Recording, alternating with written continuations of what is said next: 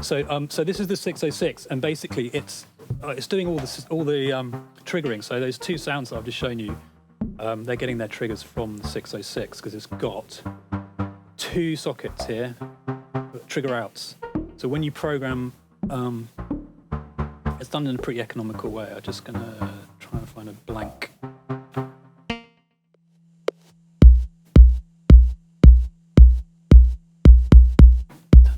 Turn the tempo up a bit. So it's a super fun machine. It's got one feature that I don't think any of the other Rolands have, which is you can jump between play and write without stopping and without it sort of jamming and refusing to go back to the other mode. So this is the play mode. And we can just, jump patterns. That's the pattern we've been listening to. That's the pattern I just started. Go into write, and there are the lights for the steps that I programmed. So we'll just put a kick there, snare.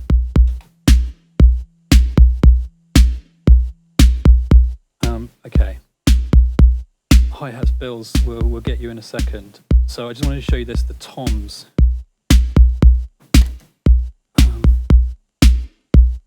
So if I program a tom on, say, this step, and these steps, that will also produce a trigger at the low tom trigger output. And if I program, so I can turn the tom down, trigger's still coming out of the trigger output, and that's what's going to modular. It's triggering an envelope.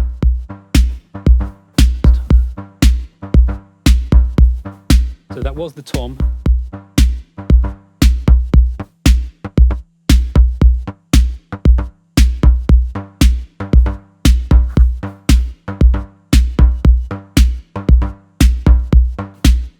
But it's opening and closing this envelope. Well, it's triggering this envelope, sorry.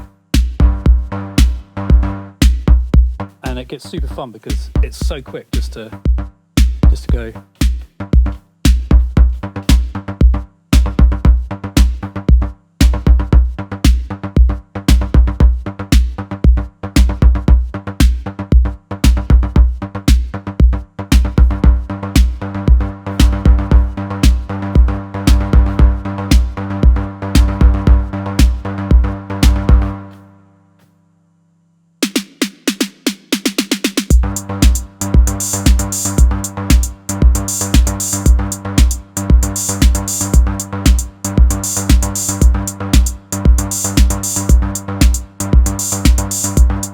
I mean, it's not doing anything that you couldn't do probably with every other sequencer, but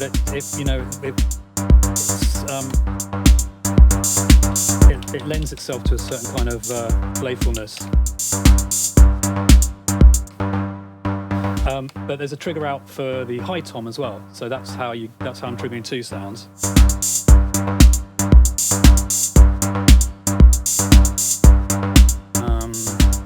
Right mode.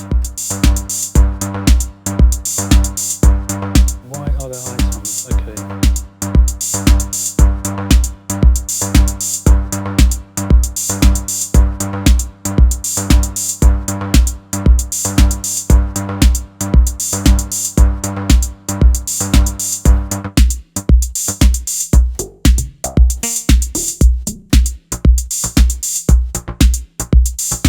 So that's the one we just seen, and then I'll do.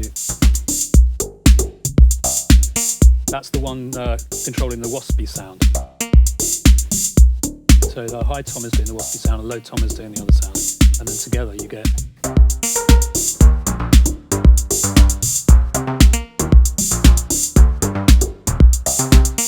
And the pitches are happening using this sequencer. It's 8 steps, and the same trigger is making this step through, driving it. So this is the same trigger that's coming from the drum machine. So I'll put it into the clock input of this sequencer, and it just goes around.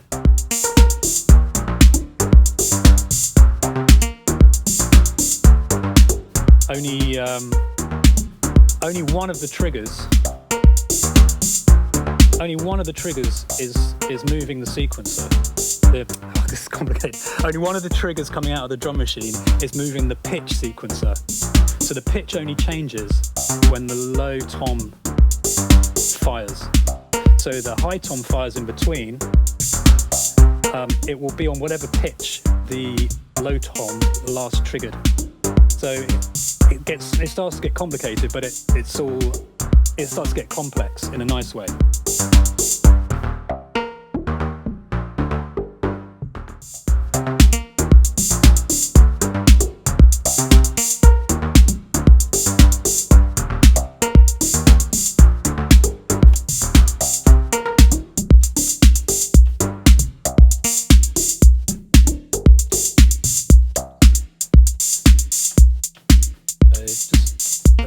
Notes.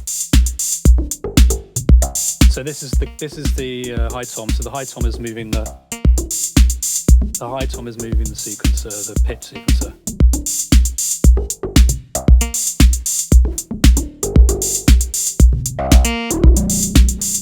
And the low tom is not moving it, but it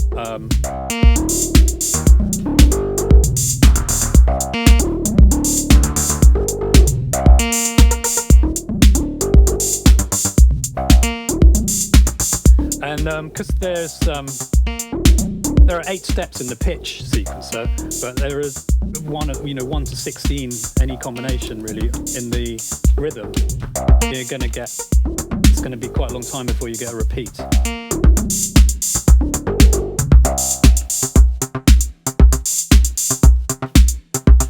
I'm just going to switch the pitch out actually.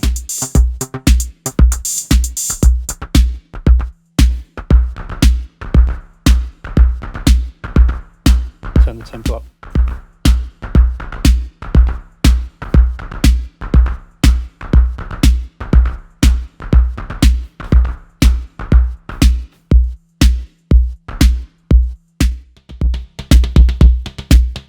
High hi-hat spills.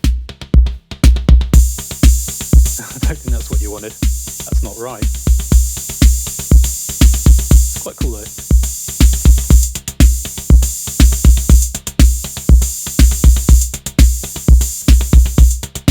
Some other hi-hat.